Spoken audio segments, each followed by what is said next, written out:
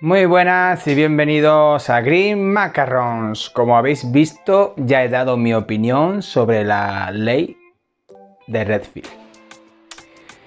Bueno, no os asustéis, que todo no es tan malo. Pero sí me gustaría aclarar en el vídeo la opinión personal que tengo yo con respecto a esta ley. Voy a empezar, para la gente que no lo sepa, por leer textualmente lo que nos dice la Wikipedia en el Google sobre la ley de Redfield. Y así os ponemos en situación. Leo textualmente. Redfield describió la notable congruencia entre la química del océano profundo y la química de los seres vivos en la superficie del océano. Ambos tienen relaciones nitrógeno-fósforo de alrededor de 16 átomos por átomo, cuando los nutrientes no son limitantes. La proporción molar de los elementos carbono, nitrógeno, fósforo en la mayor parte del fitoplancton es de 106 de carbono, 16 de nitrógeno y 1 de fósforo. Redfield pensó que no era casualidad que los grandes océanos tuvieran una química perfectamente ajustada a los requerimientos de los organismos vivos, fitoplancton. Mientras que la relación de Redfield es notablemente estable en el océano profundo, el fitoplancton puede tener grandes variaciones en la composición carbono, nitrógeno, fósforo, y sus estrategias vitales juegan un papel en la relación carbono-nitrógeno-fósforo, que hace que algunos investigadores especulen con que la relación de Redfield es quizás más que un promedio general de un requerimiento específico para el crecimiento del fitoplancton. Bueno, y ahora, ¿qué es el fitoplancton? Bueno, leo textualmente en la Wikipedia. El fitoplancton es una comunidad de microorganismos fotosintéticos,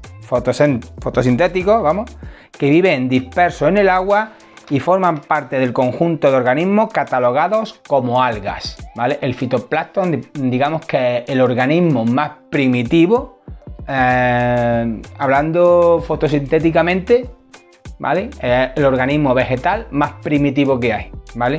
Digamos que después vendrían las algas. Podemos considerar que el fitoplancton es la primera alga que hubo, ¿vale? Bueno, ¿qué nos dice esta regla o esta ley de Redfield? Básicamente lo que nos dice es que en los océanos, cuando se dan las condiciones de carbono, nitrógeno y fósforo de 106, 16, 1, ¿vale? En átomos, no en miligramos litro ni en ppm, en átomos, pues se dan las condiciones en las que el fitoplancton suele estar más presente, ¿vale? Esto, que alguien me explique qué tiene que ver con un acuario. Este hombre ha tenido acuarios plantados, claro está. ¿Alguien lo sabe? Habla de un alga, que es el fitoplancton. Es decir, con esa cantidad de nutrientes suele estar ese alga, o eso es lo que yo entiendo, más disponible en el medio, ¿de acuerdo?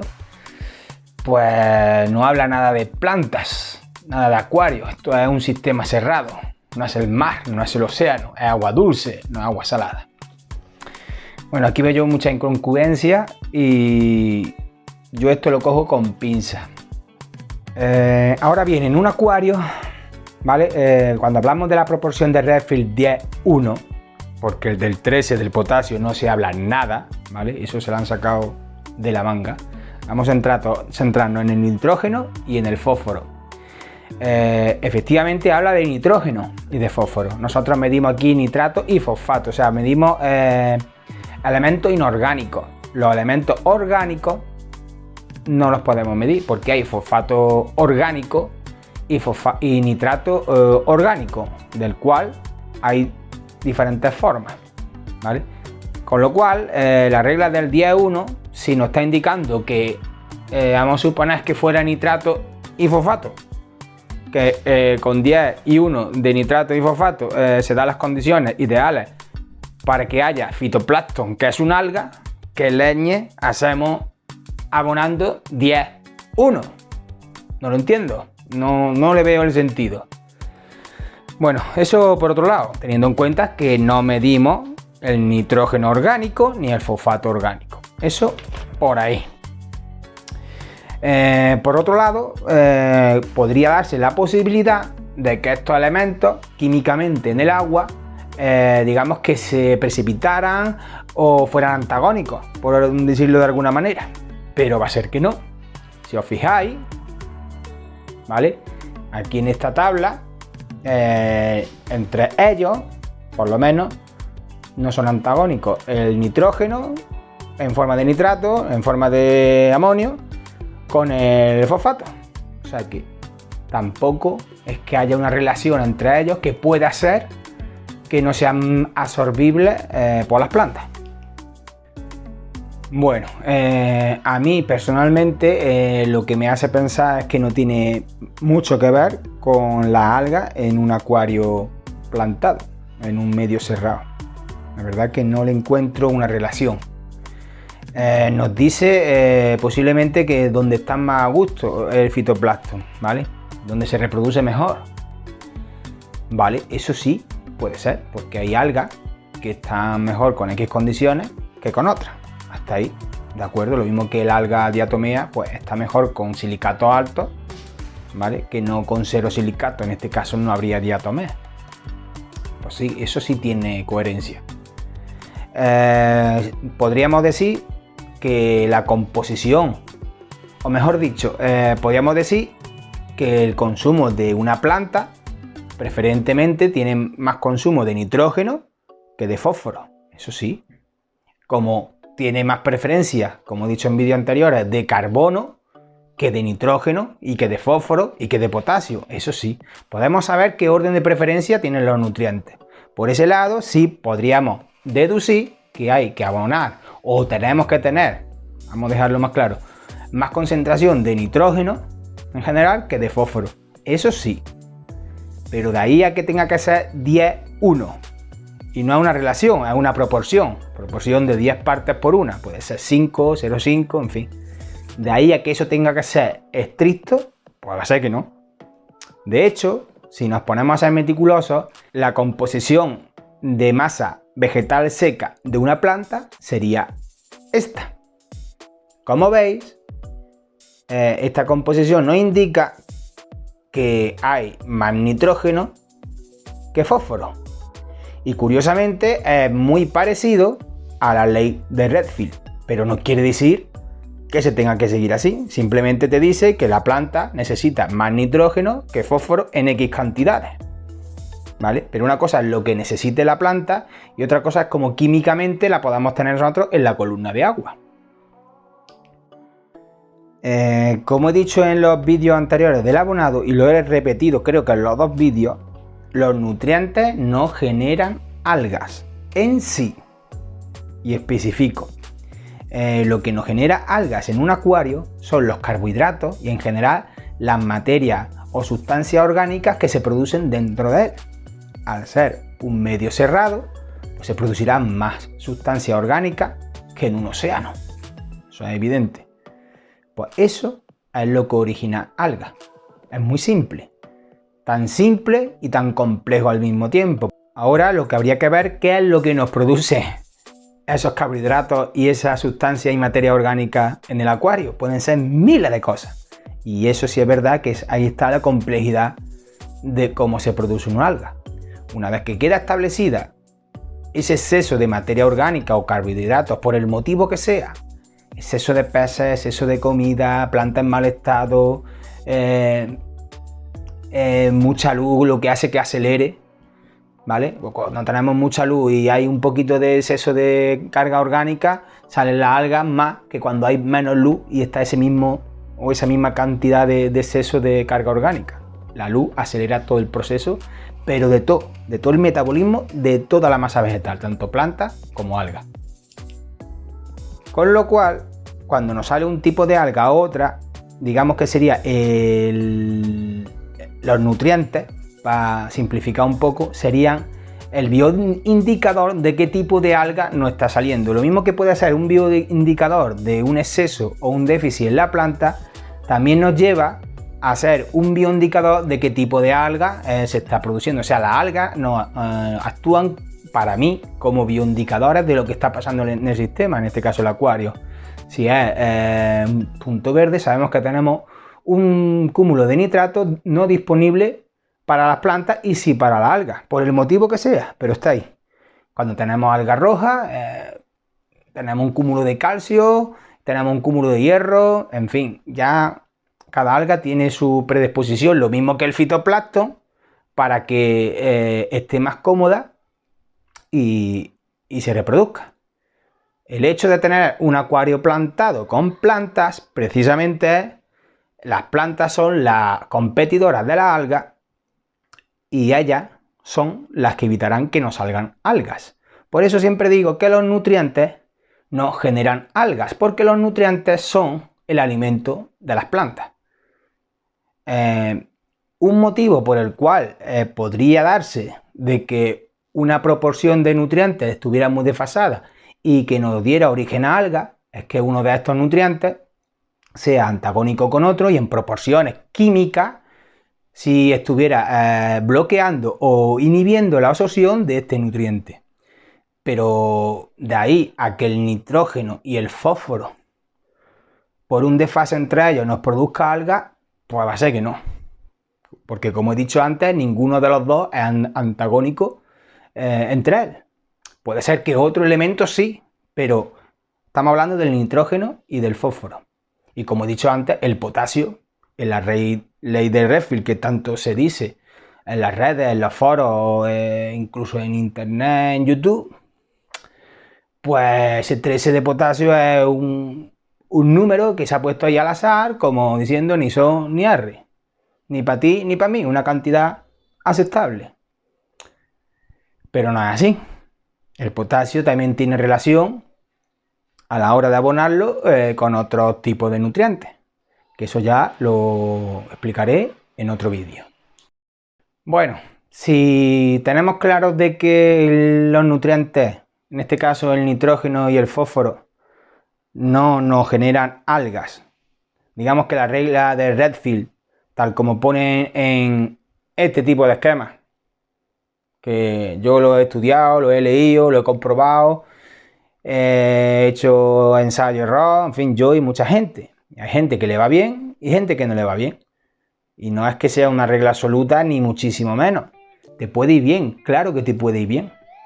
Pero este esquema que he mostrado te dice, o te da a entender, que este esquema creo que está sacado de la misma ley de Redfield, que a X cantidad hay más nulas posibilidades de algas, o hay más posibilidades de algas verdes, o hay más posibilidades de algas rojas. Te dicen nulas, o posiblemente nulas. Es que no, es que los nutrientes son esenciales para las plantas. Tú puedes tener un acuario con 5 de nitrato y 0,2 de fosfato. Lo puedes tener, porque tú no sabes el nitrógeno total que tienes, no sabes tampoco el fosfato orgánico que puedas llegar a tener. ¿Vale? Hay sustrato nutritivo, puede ser sustrato inerte. No puedes tú llegar a tener una relación de 10:1, ni de 5:0,5, ni 3:0,3. Tal cual, es que no puedes, ¿vale? Si acaso en un acuario que no tuviera sustrato arcilloso ni sustrato nutritivo, lo mismo esa relación se podría más o menos enfocar de esa manera, pero más o menos, no tiene por qué ser absoluta. Eso es lo que yo quiero dejar claro, que esa relación no tiene ni pie ni cabeza para ser una regla absoluta. Tú te puedes estar peleando años con intentar mantener la relación 10:1, que vuelvo a repetir, no es relación, no es proporción 10:1, o 5:0,5, y te va a seguir saliendo alga filamentosa. Y ahora de golpe y porrazo te sube el fosfato a 0,7 y el nitrógeno lo ves a 5 y lo mismo, ya no te sale alga filamentosa. Y el fosfato se supone que es por exceso, o sea, la alga filamentosa, perdón, se supone que es por exceso de fosfato. Entonces, ¿en qué quedamos? Yo creo que alguien que me pueda estar viendo lo habrá comprobado en sus carnes. Que hay veces que dices, bueno, ¿cómo me puede salir alga filamentosa si tengo más nitrato que fosfato? Es que hay que pensar un poquito.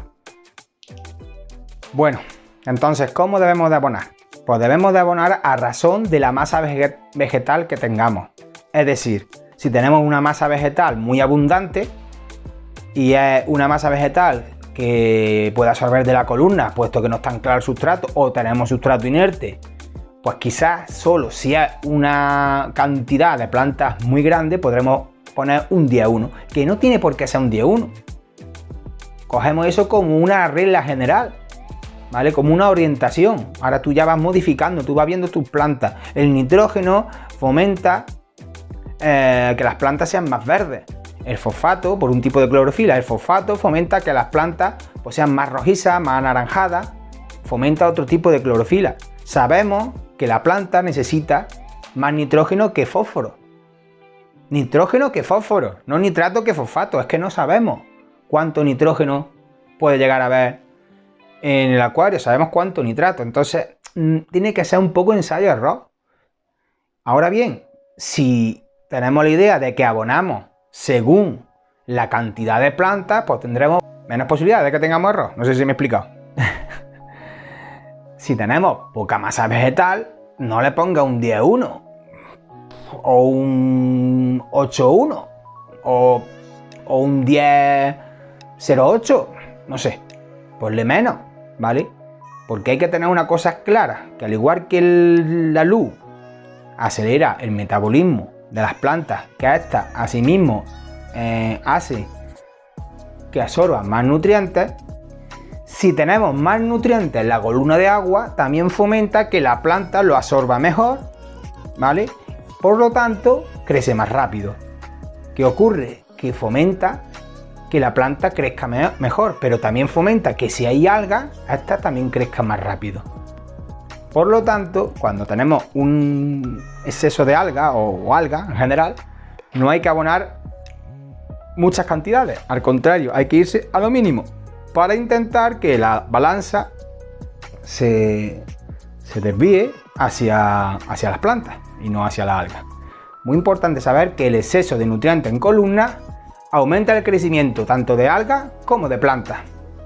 De hecho, cuando digo que con un sustrato nutritivo no se debe de abonar mucho, si tenemos comida en el sustrato para las plantas, ¿por qué arriesgarnos y dársela en la columna de agua para que esté disponible para las plantas, pero también para las algas? Ahora, diferente es que haya ya muchas plantas que absorban de la columna o que no tengamos nutritivo. Ahí sí, porque no hay más cojones, hablando claro. Pero esa es la idea o el sentido común, como yo siempre digo, que tenemos que tener en cuenta. No guiarnos por algo que se lleva diciendo desde hace muchos años, que algunos lo interpretan bien, pero la mayoría no lo interpretan bien. Que no es una relación, no es un ratio. Incluso ese ratio no es absoluto, es una referencia sabiendo que se absorbe la planta más nitrógeno que fósforo. Pero no podemos saber nunca cuánto nitrógeno ni cuánto fósforo. Debemos de aplicar el sentido común y abonar a razón de la cantidad de plantas que tengamos, sabiendo si es un nutritivo, sabiendo si es un inerte, sabiendo qué tipo de planta. Por eso hice el vídeo de que conozcamos las plantas, porque lo veo muy importante a la hora de saber cómo abonar. Por lo tanto, mi opinión es que la ley de Redfield no tiene nada que ver con acuarios, no tiene mucho que ver con plantas, solamente es una orientación donde nos dice que el organismo fotosintético más primario se da con estas condiciones, y curiosamente ese organismo es un alga, y las algas y las plantas son prima hermanas, pero no quiere decir que porque haya 10 partes por una de partes de nitrógeno por una de fósforo no vayamos a tener algas. Eso es mentira, como dice mi niño, mentira cochina. Hay que tener sentido común de abonar en la cantidad acorde al volumen de plantas que tengamos, y la proporción cogerla, la ley de Redfield, como referencia, simplemente, no la proporción, perdón, el ratio, cogerlo como referencia. Pueden tener 5 de nitrato más puedes tener 0,4 menos de fosfato, 0,4 más arriba. Hay mucho margen, porque ninguno de los elementos son antagónicos. Incluso si lo fueran, supongo que y aún así seguiría habiendo margen. ¿Vale? Los orígenes de las algas, como he dicho, son la materia orgánica, carbohidratos, en fin, eso ya lo intentaré explicar en otro vídeo un poco más detenido, pero que solamente se coja como referencia, nunca como ley absoluta. Bueno, espero haber aclarado algo y hasta aquí el vídeo de hoy. Un saludo y nos vemos en un próximo vídeo. Suscríbete, comparte y dale a la campanita, un gran like y nos vemos en el siguiente vídeo. ¡Hasta luego! ¡Yeah!